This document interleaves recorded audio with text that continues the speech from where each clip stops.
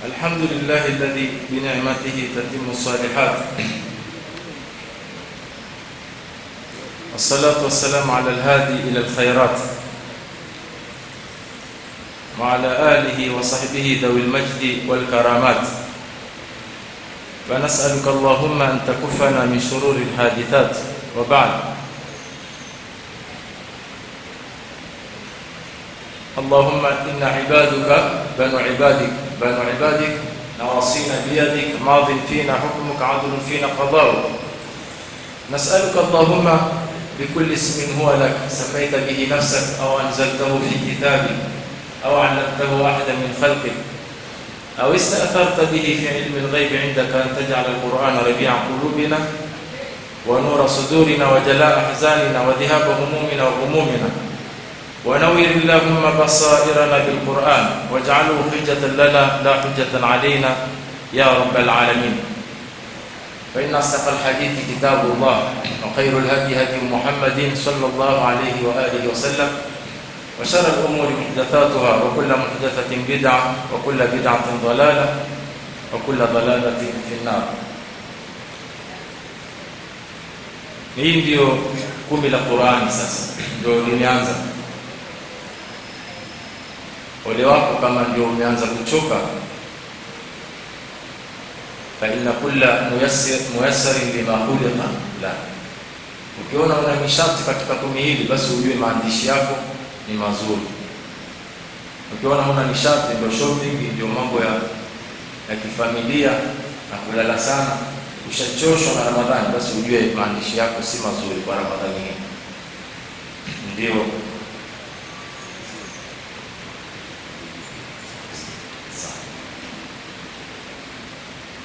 hiyo ndio qadar. Na wale nimepata utakumbushwa hapa, watu ambao wataka kupumzika, labda wamechoka sana, kwa heshima ya Qur'ani, basi wangeruhusiwa wakalale juu. Maneno ya Qur'ani haya ambayo tunayasoma yote ni maneno mazuri. Wattabi'u ahsana ma unzila ilaykum. Ni ahsana imekuja kwa ismu tafdhil. Unaweza kumuuliza Mungu, kwani kuna wasi ahsan, yani fuateni mazuri zaidi ambayo mumeamrishwa na Allah. Je, kuna wasi mazuri zaidi? Mazuri zaidi ni yale maneno ambayo wewe yanakuhusu zaidi. Tuzungumza masala ya uzinzi na uzinifu, wewe kama unalo lile tatizo, basi aya za uzinifu wewe kwako ni ahsan, ni nzuri zaidi. Wewe unapitwa na sala, fakhalafa min ba'dihim khalfun adha'u as-salah wattaba'u ash-shahawat fasawfa yalqawna ghayya. Zazungumza swala, Mtume sallallahu alaihi wasallam kutakuja kizazi huko mtu amekaa na simu dakika 12. Tulisema siku za nyuma, kila sala tuipe dakika 12. Kwanza umetoka nyumbani au umetoka ofisini, kazini, umekuja umetawadha, umeswali dakika 12. Vipindi kitano ni saa moja, masaa 24 unafanya shughuli zako. Kweli Mungu kesho akituingiza katika moto wa niyadhi billahi min dhalik kuacha swala, Mungu atafanya tudhulumu. Masaa 23 fanya mambo yako, kaa barazani, fanya kazi, kaa na familia yako. Saa moja mpe naye Mungu aliyekuumba wewe, huwezi kumlipa hata senti 5. Leo tutakumbushana neno la khalaqal insana, jambo kubwa kabisa la kuumba mwanadamu. Hata Mungu katika sura Ar-Rum akasema, wa min ayatihi an khalaqakum min turabin thumma idha antum basharun tantashirun. ومن آياته أن خلق لكم من أنفسكم أزواجا لتسكنوا إليها وجعل بينكم مودة ورحمة إن في ذلك لآيات لقوم يتفكرون. Miongoni mwa alama za Allah jalla jalaluhu ni kuombeni nyinyi. Mwenyezi Mungu asema angalieni katika anga hizi, lakini kama upeo wako ni mdogo, wa fi anfusikum, jiangalie wewe mwenyewe. Binadamu khalaqa al-insan, aya ya 3 katika sura Ar-Rahman.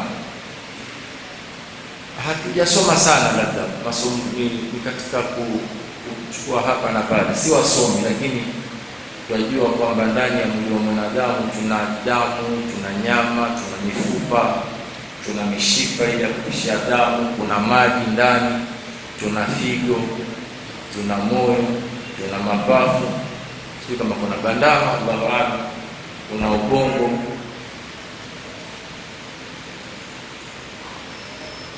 na nje huko ngozi, macho, masikio. Allahu akhrajakum min butuni ummahatikum la ta'lamuna shay'an. Allah anawatoa kutoka kwenye matumbo ya mama zenu, hakuna anayejua chochote. Yaani leo muulize kama hujui mamako au babako au watu wako wa karibu, hawajakwambia, basi kaulizwa ghafla, bwana ulizaliwa hospitali gani au ulizaliwa wapi, kama hukupewa habari na wanaokuhusu, huwezi ukajibu, huna elimu ya kujibu. Wallahu akhrajakum, Allah amewatoeni min butuni ummahatikum, kutoka kwenye matumbo ya mama zenu, la ta'lamuna shay'an, hamujui chochote. Waja'ala lakum as-sam'a, mkaanza sasa kusikia kidogo kidogo. Angalia Mungu alivyofundi. Nenda kwa madaktari wa watoto, sema kitu cha kwanza mtoto anaanza kusikia, kipiga anazokuwa, kipiga anazokuwa, wala absar, kisha anaanza kuona. Nendeni kwa madaktari kama Mungu kakosea. Wal afida, ufahamu, unaofahamu kwanza, ili upate haki yako ya lishe. Mungu hakupi meno kwanza, si wakati mwafaka kwako Mungu kukupa meno ili usichome mamako kwa meno yako kwenye kifua chako. Al-afida, na ufahamu, la'allakum, ili mpate nyinyi binadamu tashukuru, kunishukuru. Mambo haya ya kuumbwa kwa binadamu, Mwenyezi Mungu asema wa min ayatihi, miongoni mwa alama zake, an khalaqa lakum, ni kuombeni nyinyi. Hii ni aya fina, ni alama zetu sisi kumtambua Mungu sisi, lakini tunapumuuliza Mungu yeye mwenyewe anasemaje kuumba kwake ni nini? Na naomba tuhameni katika sura Ibrahim. Yeye kuumba kwake sisi kwetu si jambo kubwa. Sasa wapumua, kuna mishipa ya pumzi, damu inatembea, moyo unapokea damu, sijui kila kitu katika mwili unakutenda kazi. Yeye Mungu asemaje kuhusu kuumba huyu binadamu? Sisi kwetu ni alama ya uwepo au kumuona Mungu kiakili. Mungu haonekani innaka la, Mwenyezi Mungu asemaje? La tudrikuhul absar. Mungu haonekani kwa macho, la tudrikuhul absar. Mungu haonekani kwa macho, lakini kwa akili Mungu anaonekana. Mwenyezi Mungu asema kuhusiana na hili jambo la kuumbwa kwa binadamu, alam tara anna Allah khalaqa as-samawati wal arda bil haqq in yasha yudhhibukum wa ya'ti bi khalqin jadid wa ma dhalika 'ala Allahi bi'aziz. Hamuoni ya kwamba Allah jalla jalaluhu ameumba mbingu na ardhi kwa haki kabisa. Iyasha, akitaka, yudhibukum, anaweza kuwaondosheni nyinyi yote. Kwa Dar es Salaam sasa hivi Mungu akatuondosha, nimeamua tu mwenyewe nataka kuondosha.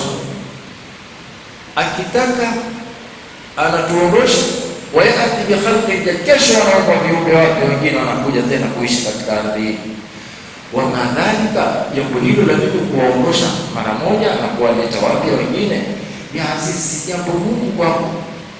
Ma khalqukum, haikuwa kuumbwa kwenu nyote wanadamu, wala ba'athukum, wala kufufuliwa kesho siku ya ufufuo ya kiyama, illa ka nafsin wahida, ni kama nilivyomuumba Adam tu, nilimuumba Adam basi kama kuumba nyote.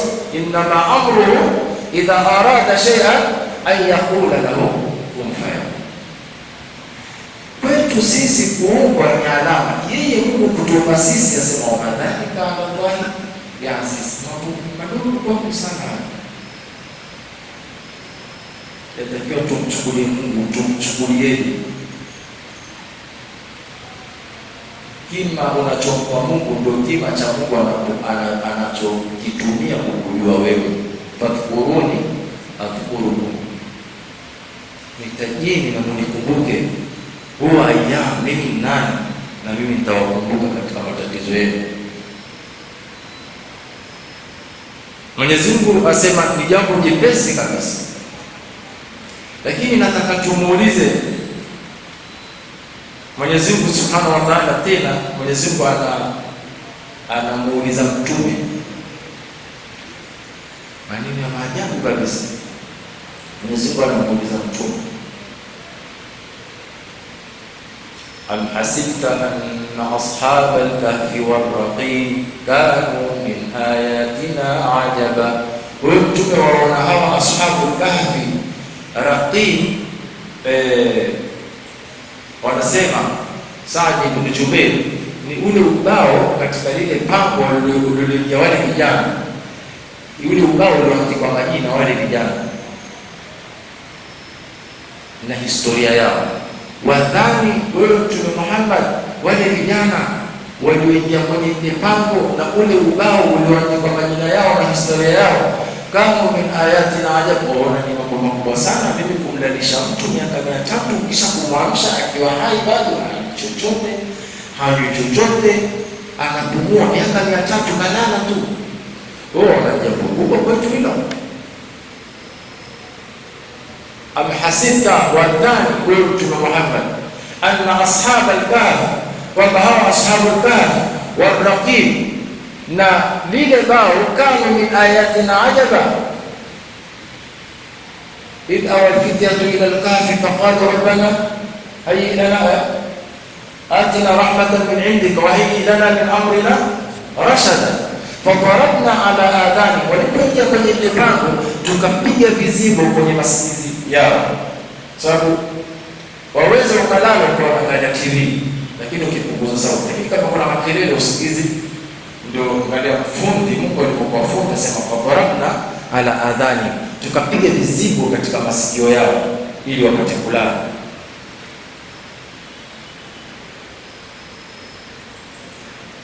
Wakalala miaka 300. Waona hilo ni jambo kubwa sana, binadamu kuishi miaka 300 hajala hajanywa bado wanapumua, wamelala, wadudu hawawani miili yao, watahsabuhum ayqadha wa hum ruqud. Mwenyezi Mungu asema watafikiri wako macho lakini wamelala. Wa kalbuhum basitun dira'aihi bilwasit, na mbwa wao ule amekaa katika lile geti ili asije ule mfalme Dehyanus na watu wake wakawadhuru hao vijana kama mlinzi. Basitun, amenyosha bilwasit, miguu yake imenyosha kwenye kizingiti cha geti la pango lile. Law ittala'ta alayhim, law utatugezea kuwaona wale, lawallaita minhum firara, kwa sababu ndevu zimekuwa nyingi, makucha yamekuwa marefu, wanatisha, wala tu vitu vinaendelea kumea kwenye miili yao. Wala mulita minhum, ukiwakimbia walipokuwa wamebadilika wale watu, wamelala miaka 300 390 wazdadu 9. Waona katika mambo makubwa sana. Angalini Mungu haya mambo yaliokuwa makubwa, kisha anapokuja kuyavunja kwamba si mambo makubwa kwake. Hii ndio pointi yetu. Kwa Mwenyezi Mungu kuumba tulipoumba, kisha Mwenyezi Mungu asema nyinyi kumuumba mtu mmoja, kuumba umma anaweza kuumba mara moja, kwa si kazi kubwa. Man huwa Allah? Nani Allah?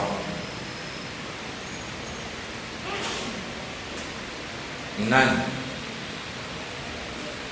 Wakasema wengine hata ule mbwa wanaosema ni mbwa pia sio mbwa, wengine wanasema ni asad, ni kwa sababu kinadharia mfalme na watu wake mbwa anaweza kumuua rais, lakini wale wanasema ule kalbu ilikuwa ni simba, na wanaoshahidi wanaviona wanaosema maneno hapo. Kwa nini walitoa ushahidi kwamba alikuwa ni simba yule Mtume sallallahu alaihi wasallam mkwe wake Utaiba ibn Abi Lahab, mtoto wa Abi Lahab, huyo alimuoa Umm Kulthum binti ya Mtume, lakini alikuwa fasiki huyo kijana. Alimwacha Umm Kulthum kwa inadi kumwonyesha Mtume, mmemwacha, yani kama kumkomoa kwa lugha za kileo. Kisha yasemekana katika historia ile mpaka kwa bwana Mtume wa Basra akatoa mate ile makosi kama kutaka kumtemea Mtume sallallahu alaihi wasallam, sababu ni mtoto wa Bilal, mtoto wa yake ni ndugu hao. Utaiba ibn Abi Lahab ibn Abd al-Muttalib, Muhammad ibn Abdullah ibn Abd al-Muttalib ibn Amr wa Amr. tabbat yada Abi Lahab wa tab ma aghna anhu maluhu wa ma kasab sayasla nara ذات لهب وامرأته حمالة الحطب. Hapo kumetajwa mambo manne waliangamia, kuna vitu vingine vinne vimeangamia: Abu Lahab, imraa mke wake, wa maluhu wa ma kasab, wanasema ni mtoto wake, kwa hadithi ya bwana Mtume sallallahu alaihi wasallam sema chumo zuri mtu analichuma kwa mkono wake, na mtoto ni chumo la baba yake. Kasbul walid, chumo la baba au mzazi ni kumzaa mwanae. Inatakiwa ukizaa ni mzazi mwenye busara, anamtambua mwanae. Alipoenda Ibrahim alayhi salatu wasalam Maka, Ismaili mwana kashaoa, akaenda hamjui mke wa Ismaili. Alipoenda akaambiwa kwa Ismaili ni pale, akaenda ule mwanamke akampa mashtaka, bwana baba mmoja kumwangalia Ismaili, basi huyu kadhaa tunashinda na njaa na nini. Amshtakia Ibrahim, hamjui kama babake. Akamwambia basi sasa mimi msalimie, mwambie kuna mzee mmoja amekuja anaitwa Ibrahim, msalimie. Alafu akamwambia kuna salamu muhimu atakaompa. Salamu gani? Anasema ghairi atabata, badilisha kizingiti cha nyumba yako. Mbaba mwenye busara anayemtambua mwanae. Kasab. Kwa hivyo huyu Utaiba alikuwa amechukua mfumo wa Abi Lahab, na mkewe ilivyoshuka tabbat yada Abi Lahab wa tabba, hii aya ilichomwa na mkewe, wa mraatu imetajwa na mke wake, mwanamke wake. Akatoka mbio akaenda kwa Abu Bakar as-Siddiq, akaka aina sahibu qad balaghani annahu hajani, nasikia nimepata salamu kwamba amenitukana mimi huyu. Abu Bakar anasema nashangaa, yule amekuja na jiwe, amebeba jiwe ataka kumpiga Mtume sallallahu alaihi wasallam, na Abu Bakar amebeba Mtume, lakini akashangaa huyu anamuona Mtume huyu. Wa idha qara'ta al-Qur'ana ja'alna bainaka wa baina alladhina la yu'minuna bil akhirati hijaban mastura. Katika kisa kimoja cha Ibn Jarir Tabari, kuna wahuni walitaka kwenda kumuua wahuni. Mfasiri wa Qur'ani yafasiri maneno yake kuhusiana na hii Ar-Rahman. Tulizungumza nafikiri ukifuata katika durusi zetu za kwenye hii channel ya Idrisa utaipata darasa la nyuma. Asema walitaka kwenda kumuua. Usione tumeenda mbali, tuko pale pale kwenye darasa. Talabuhu baadhi dhullam, walitaka kumuua baadhi ya madhalimu. Akasoma maneno haya katika sura Al-Kahfi, ambapo sasa tunazungumzia swala la hawa vijana kuhusu si alama kubwa kwa Mungu, hii si miujiza mikubwa. Wajadallahu wala yushrana bikum ahad. Akasoma mara 100, idhabu biwaraqikum hadhihi ila al-Madina. Wajadallahu sikimina na mtagani hapo, wameamka sasa. Tumelala siku moja au tumelala nusu siku, wamelala miaka 300.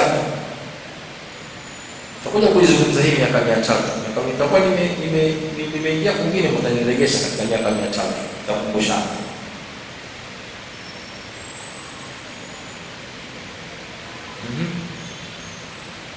Tuko tunazungumza nini sasa?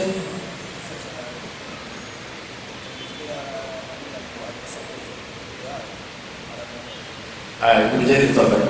Hii waliyatalataf, harufi za msahafu zikokuwa namba za witri. Ile neno waliyatalataf kati ya ye na lam katikati kuna te. Hii te ndio inagawana katikati harufi za msahafu. Ukirudi huku ye mpaka alif lam mim, kama ni harufi milioni 1, basi ukienda na huku ye mpaka mwisho kwa bin nas malikin nas mpaka aya mwisho ni aya milioni, ni harufi milioni 1. Hii te ndio iko katikati. Idhabu biwaraqakum hadhihi ila al-Madina. Basi kama tuna mashaka tumeenda na kiasi gani, hebu chukueni notice, wala ni karatasi imemaanisha note. Hadhihi ila al-Madina, kwenye umji. Falianto ayuha azka ta'am. Tukifiteni chakula kama ni chips zege ni ulizeni huko tano.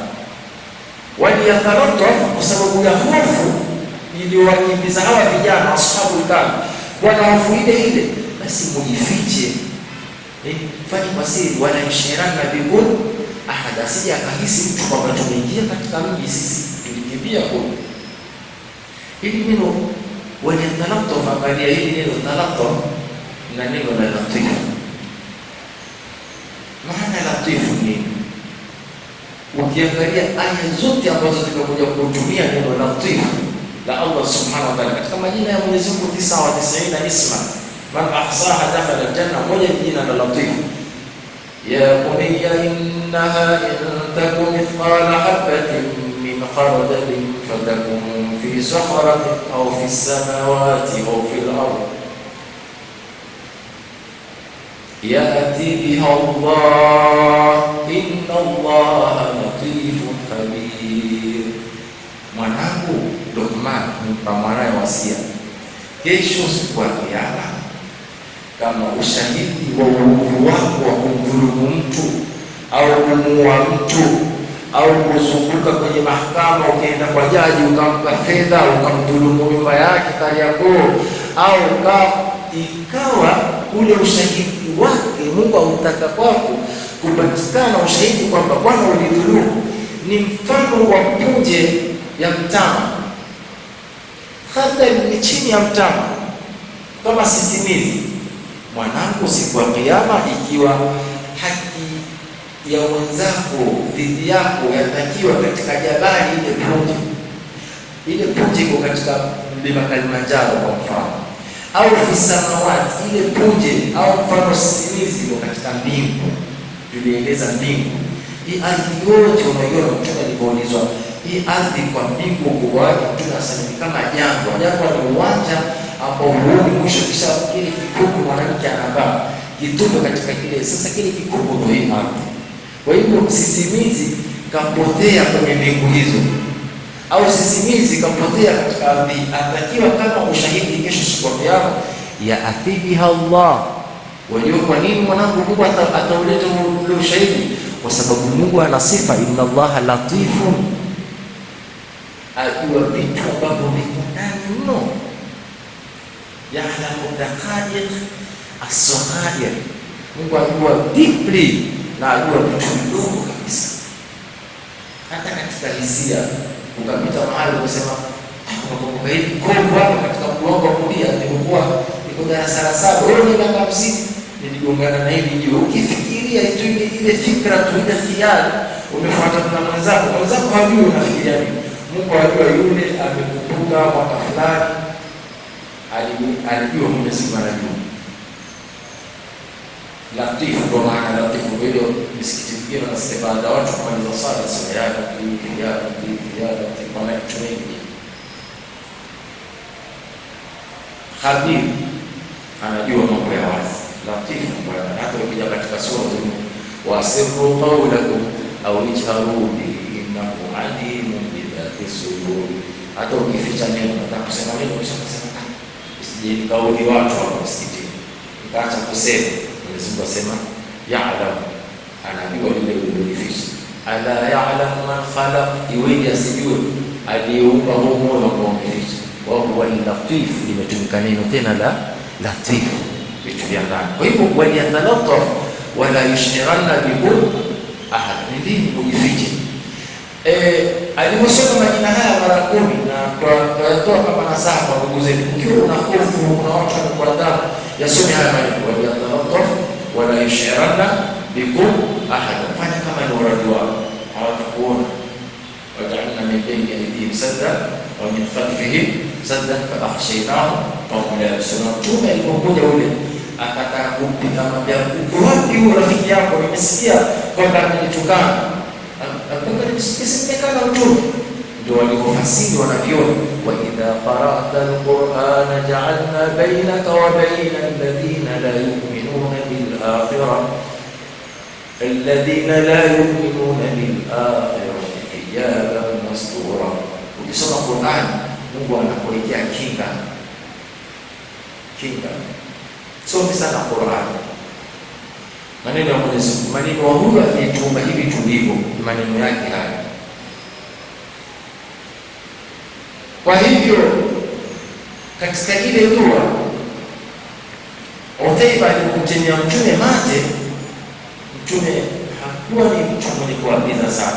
Ilieleza kisa chake bi Hasan Ali al-Mawla Rasulullah katika vita vya Uhud. Tunasema hivi la tuba na ana sikutuma mtu kuapiza watu.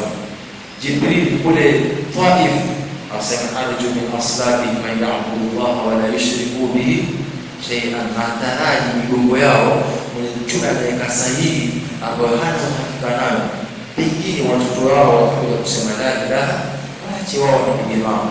Lakini ule kijana mtoto wa ammi yake alipomtemea mtume mate, mtume akasema Allahumma sallitu kalba min kilabi, inaweza kumsaliti kwa mbwa katika mbwa wako. Alimkasirisha sana kumwacha binti yake. Binti ni bid'a, kama hii ni binti yako, akamwacha kwa inadi. Ndio huyu binti yake alipoachwa na huyo akaolewa na Sayyidina Uthman ibn Affan. Baada kuwa Ruqayya shakufa, ndio akaitwa Nurayn, mwenye nuru mbili za Mtume sallallahu alaihi wasallam. Alipoenda Sham na msafara, kijana huyo siku kutoka na marafiki zake, kisha sahau kama Mtume alimwambia dua. Wamefika mahali kwenye kijiji cha Hauran, kwa sababu ya Mungu, mara msiba mzunguka, wanajificha.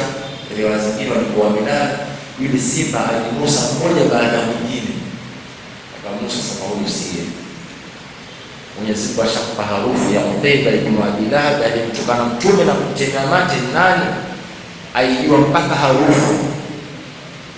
Sasa wanaviona wakasema huyu mbwa wakati wa ashabul kahfi hakuwa ni mbwa, ni kalbu, alikuwa ni simba. Wakatokea dalili hadithi hii. Mtume alisema Mwenyezi Mungu msaliti kwa mbwa huyo Utaiba kwa kitendo hicho alichofanyia cha kumtemea mate. Mbwa miongoni mwa mbwa wako, mbwa akawa ni simba sasa. Kwa hiyo wakasema huyo wa kalbu basitu bidirahi bilwasik, huyo alikuwa ni simba. Na anasema kiakili tuloji, simba anatisha, hata mfalme akija ataogopa kuingia. Kwa anaweza kauliwa simba katika baadhi ya riwaya. Tuzungumza hili tukio kwamba Mungu asema hawa kulala miaka 900 na miaka 309 si kubwa. Na hii miaka 300 nataka kidogo tuzungumze jambo hapo.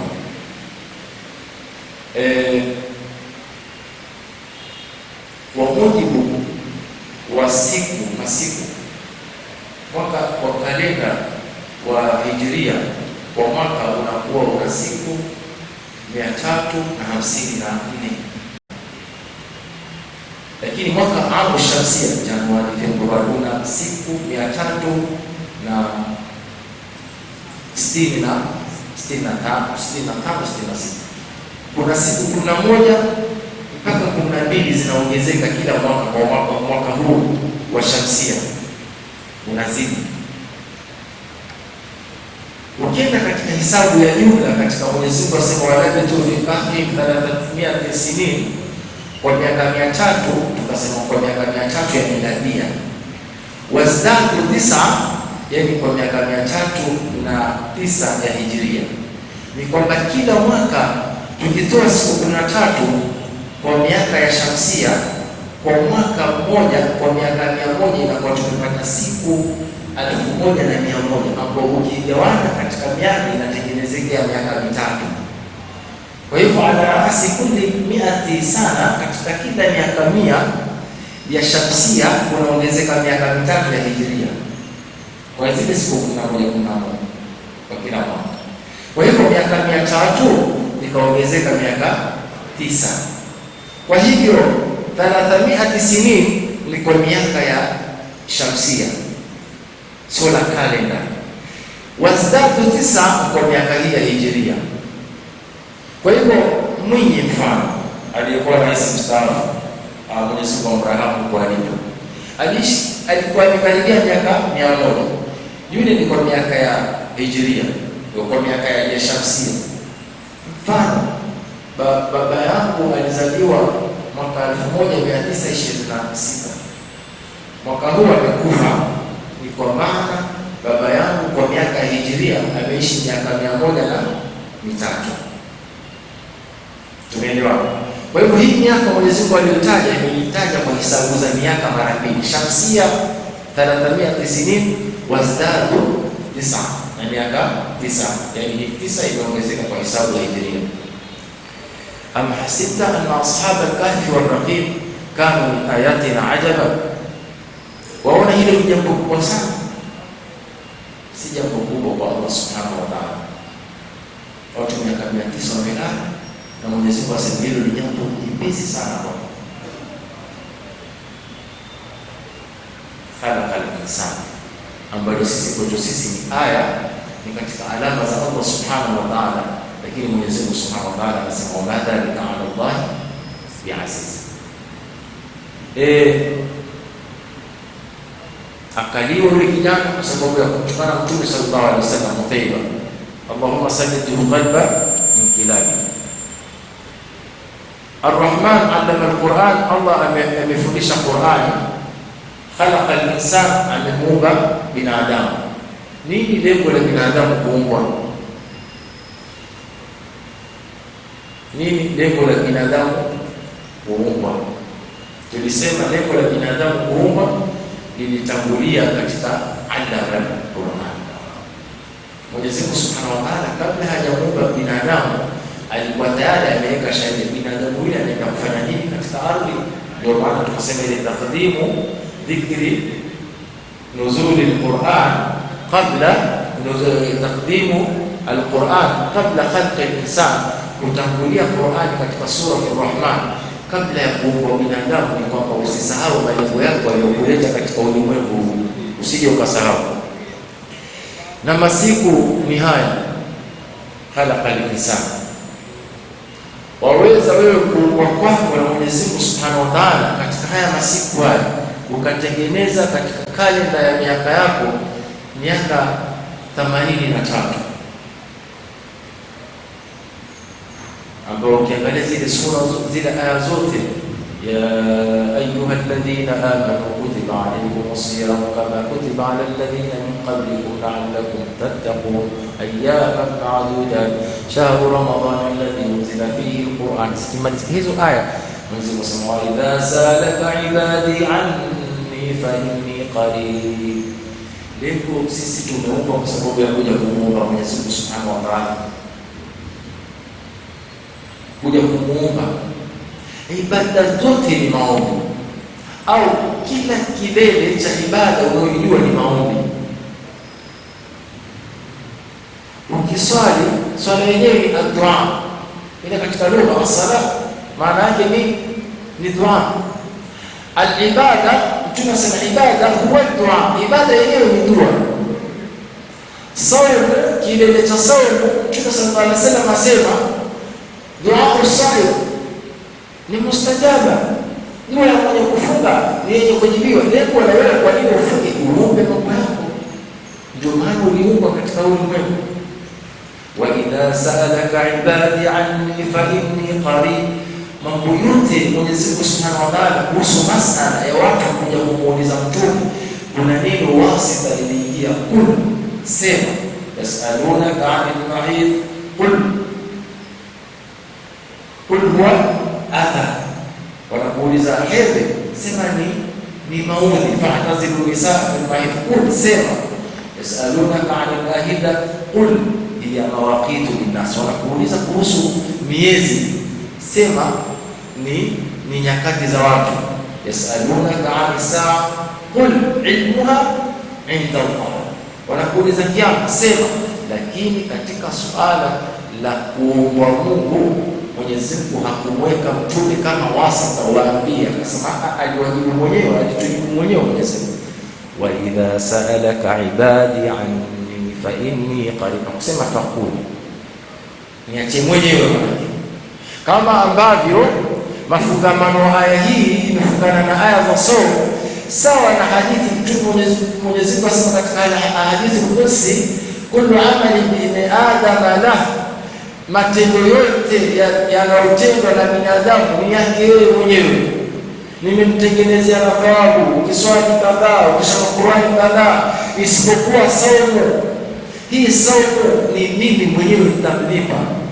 Mafungamano aya hii na hadithi hii, al-hadith al-Qudsi, yamefungamana vizuri, murtabitu ajib, mafungamano ya kimaajabu. Pale Mwenyezi Mungu akamwambia mtume, sema wa idha sa'alaka ibadi, wakikuuliza waja wangu anni, kuhusu mimi Mungu, akamwambia sema. Alisema moja kwa moja, fa inni qarib, mimi niko karibu. Ndio hiyo khalaqa al-insan, tuliumbwa kote huko kwa sababu tumekuja katika ulimwengu tukaonyeshe sisi kwamba tumetambua kwamba Allah ni Mola wetu na sisi ni viumbe wake. Al-hajju Arafa, ukienda hija, kilele cha hija ni Arafa. Arafa tunaenda kufanya nini? Kumwomba Allah subhanahu wa ta'ala. Ukifunga, kilele cha saumu wakati wa kufuturu, muombe mtume Allah subhanahu wa ta'ala. Duburi kulli sala, Mtume sallallahu alaihi wasallam ni wakati wa mustajaba, salatu maktubat, sala za faradhi. Ukimaliza pale kuna nafasi ya kumwomba Mungu jambo lako likajibiwa. Kwa hivyo tumeletwa Qur'ani kama malengo, tukaumbwa na Mwenyezi Mungu subhanahu wa ta'ala ili tumuombe Allah subhanahu wa ta'ala matakayo yetu. Sana tumejaribu kuyaambatanisha na hili kuomba haya maneno sasa. Allamahul bayan, allamahul bayan ni tafsiri ya kwamba mambo yote ambayo sisi tunahitajia kutoka kwa Mwenyezi Mungu tunakuja kubainishwa na Mtume Muhammad sallallahu alaihi wasallam. Hata baadhi ya mufasiri wanasema khalaqal insana bimaana khalaqa Muhammad, aliumba Mtume Muhammad. Allamahul bayan, Mtume sasa akaja akatufahamisha jambo kadhaa. Jambo kadhaa ndio tumeteremsha ni Qur'ani ili uwabainishie. Allamahul bayan, Mtume sallallahu alaihi wasallam akaja akatufundisha namna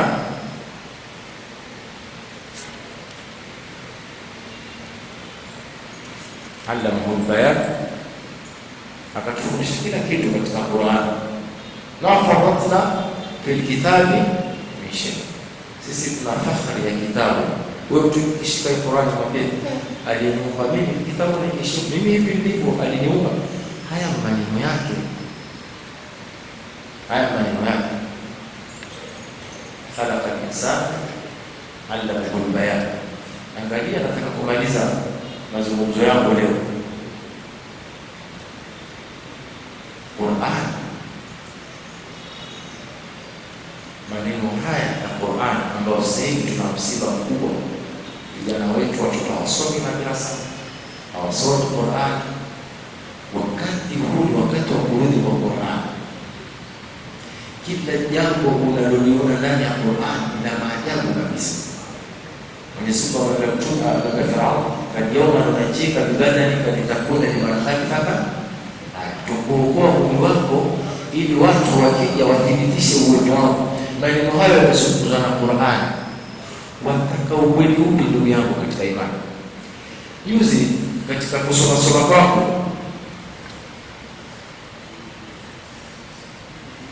nilikuwa nikisoma maneno ya suratul Kahfi.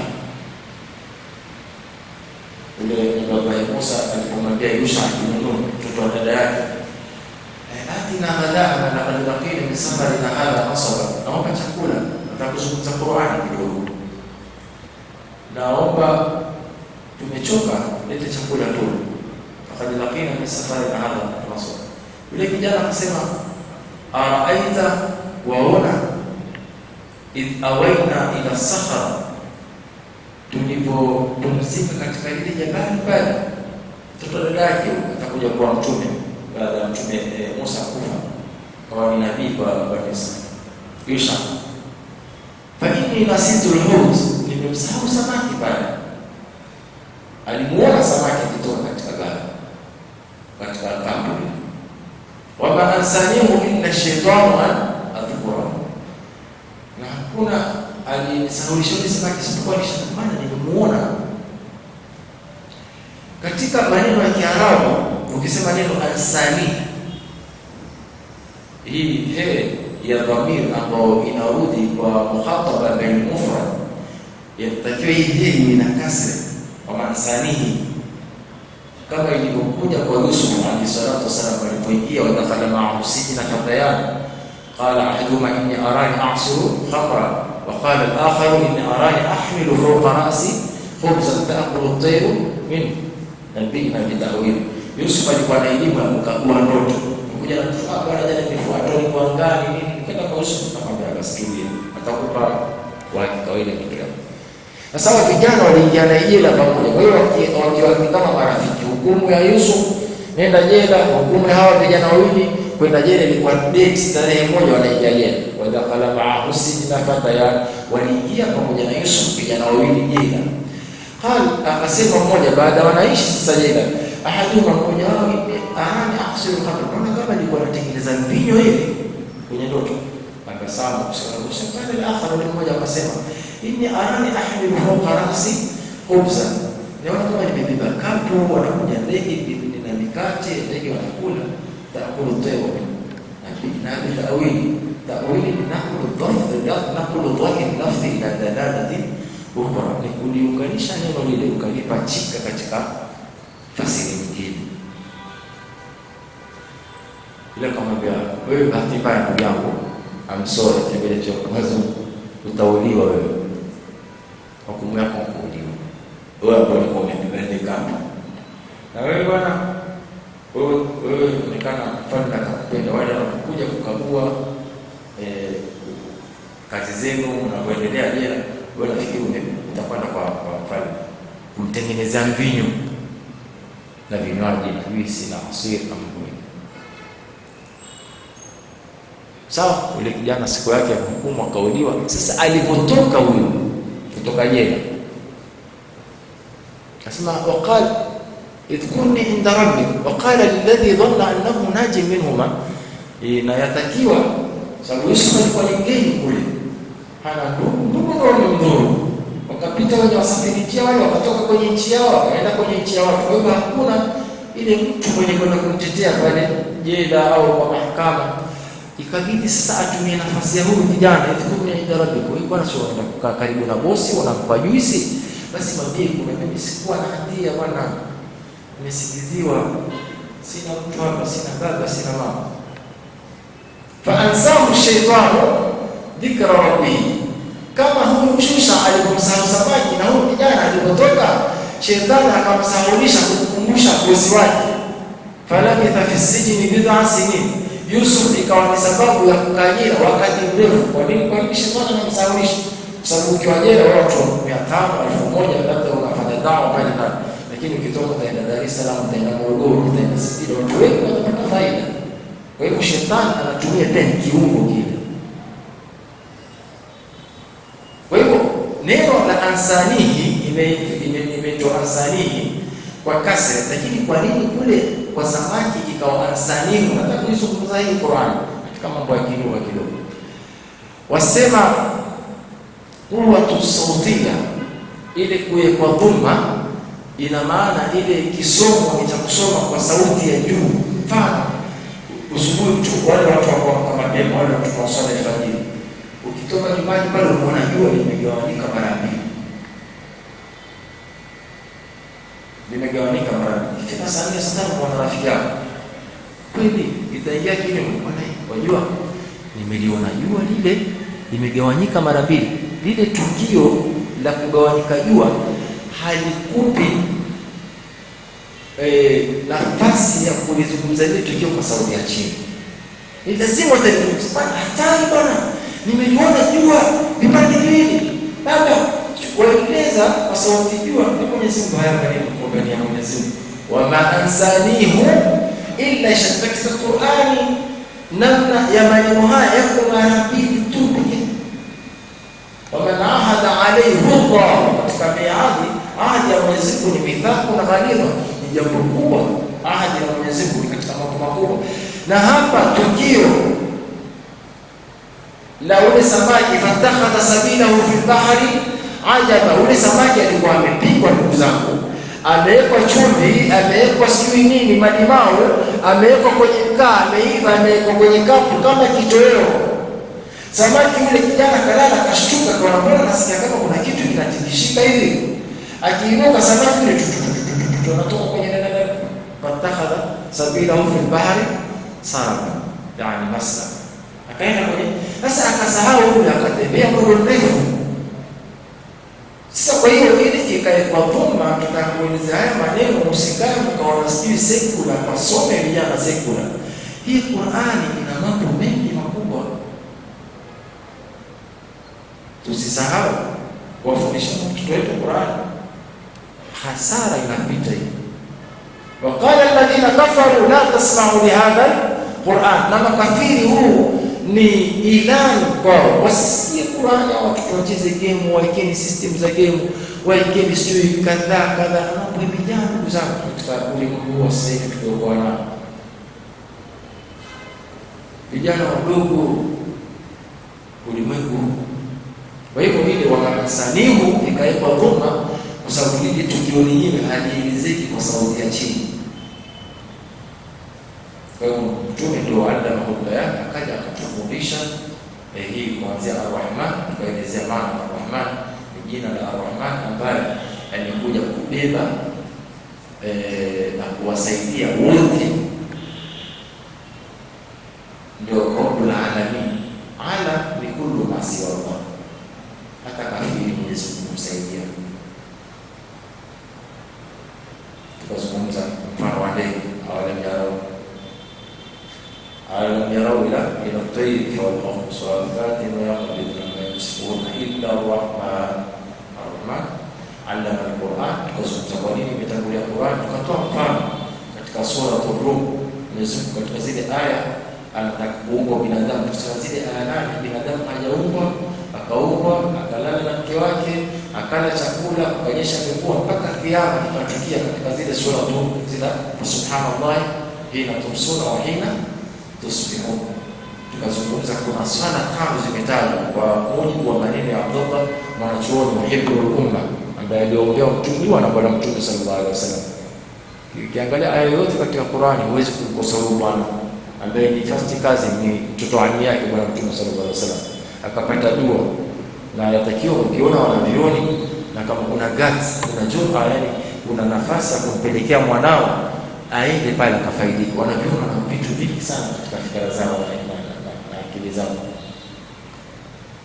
Halati yake akamwambia mwanangu, nenda kwa Mtume ukapate mafundisho. Hakuna aya utajaribu kumuuliza Abdullah ibn Abbas, hata waliomchokoza Nafi ibn al-Azraq, amwambia hal tajidu salawati al-khams fi al-Quran al-karim. Subhanallah hina tumsuna wa hina tusbihun. Tulieleza hapa hina tumsuna ni swala ya maghrib na isha. Tumesema ile isha maghrib ikiingia tunaanza kula, tunatimu siyam ila al-layl, ndio usiku tayari masaa. Kwa hivyo tumsuna ni swala ya maghrib na isha. Wa hina tusbihun ni swala ya asubuhi. Tukasema kauli rajih si swala al-fajr. Sema swala al-fajr ni rak'atay al-fajr, tulizungumza hapa wa Qur'an al-fajr na Qur'an al-fajr tukaeleza. Subhanahu hina tusura wala alhamdu fi samawati wa ashiya swala al-asr. Jamhur ulama na mufassirin wa hina tudhiru yukhrij al-hayya min al-mayyit. Kwa hiyo swala katika hizi aya kisha kaumba binadamu ni aya ya halaka. Kwa hiyo swala zilitengenezwa na Mwenyezi Mungu zikawa ziko tayari. Ndio maana ni ibada kubwa. Leo watu wangapi au ibada kwa salati wa abnahu sabini, watoto wetu hawaswali. Waamrisheni watoto wetu kuswali miaka 7, wakiruhusu maana ya ashiri, wakifika miaka 10 chapa piga. Sasa hivi tunataka watoto wasiguswe kabisa. Wale watoto wanavia, wanakuwa upumbavu kabisa. Wataenda kupigwa viboko jela, watoto wasikuadhibiwa na wazazi wao mbalimbali. Watafanya upuzi katika maisha yao. Wapigeni miaka 10, wafanye baina mawaja na mwaepushe miaka hiyo watoto wasilale pamoja. Adolescent stage, vitu ambavyo hawawezi kuisikia dada yangu ile kwa zile ule wakati wanaweza kufanya vituko ambavyo hawakuzingatia nini, kama nani anamshika mtoto wake hata maswali. Kwa hivyo swala zikatusema malengo swala ibada zilitangulia kama hapa ambapo ibada za swala zikataja kwa kushauri binadamu katika sura At-Rum, na katika hii sura Ar-Rahman tunarudia tena maneno ikaanza allama al-Qur'an. Qur'an ilikuwa ndio malengo binadamu kuja ndio khalqa al-insan. Sasa tukaumbwa sisi na tulioumbwa ni kwa kuzungumzia namna tulioumbwa pale ambapo al-insan kule kama maji dafi yakhruju min bayni sulbi wa tara'ib. Tumeumbwa na Mwenyezi Mungu Subhanahu wa Ta'ala. Angalia binadamu jicho la akili alipoumbwa, anatoka baina sulbi. Nenda kwa Mwenyezi Mungu amezungumza sulb na tara'ib. Sulb wenda kwa wataalamu hao wa kileo ni maji yanayotoka kwenye mgongo wa mwanamume. Sulbi ni maji yanatoka kwenye mgongo. Tara'ib ni mbavu za juu za mwanamke, ndio maji yake yanakuja kutengeneza ya mwanamke mtokea kule. Mwenyezi Mungu leo wakienda wakifanya sasa, vijana wetu wasome maneno gani zaidi ya haya? Tumuulize mtoto atatoka hivyo kweli. Aya za kwanza tumesoma, mtoto anaanza kusikia kisha anaanza kuona. Mwenyezi Mungu amezungumza kwa mpangilio hivyo. Wataendelea kusoma kwa mtoto wako akasome maneno gani zaidi ya haya? Mtoto wako asome Qur'an. Al-Qur'an khalaqa al-insan. Sasa tumekuja tuyajue malengo yetu ya kuomba, kufuata hili kitabu, kuwafundisha watoto wetu kitabu cha Qur'an na kuwashikia fimbo. Huu wakati ni hatari, ndugu zangu katika imani. Haya tuliyozungumza, Mwenyezi Mungu atujalie min alladhina yastami'una qawla wa yattabi'una ahsana. La ilaha illa Allah al-azim al-halim, la ilaha illa Allah rabbul arshil azim, la ilaha illa Allah rabbus samawati wa rabbil ardi wa rabbil arshil karim. Wassalamu alaykum wa jazakumullahu khairan. Na shekhi wangu hapa, mwalimu wangu, naomba atufanyie dua tu ya kufunga darasa. Mwalimu wangu amenifundisha, japo hakutaka kuja, lakini nikaomba tupate baraka zake, tupate dua zake inshallah. Mwalimu wangu Hassan amesoma wapi kuanzia? Karibu.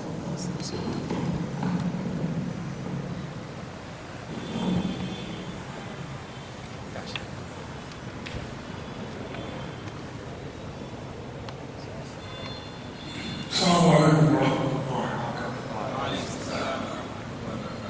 Kwa kweli alhamdulillah, nimefurahi sana leo kusikia watoto wetu wanafanya dawa na tukafaidika sote inshallah. Pengine inshallah tutakuja sisi pia kupata nafasi tuweze kuelezana. Kwa kweli alhamdulillah, kama tulivyoambiwa, 10 ya mwisho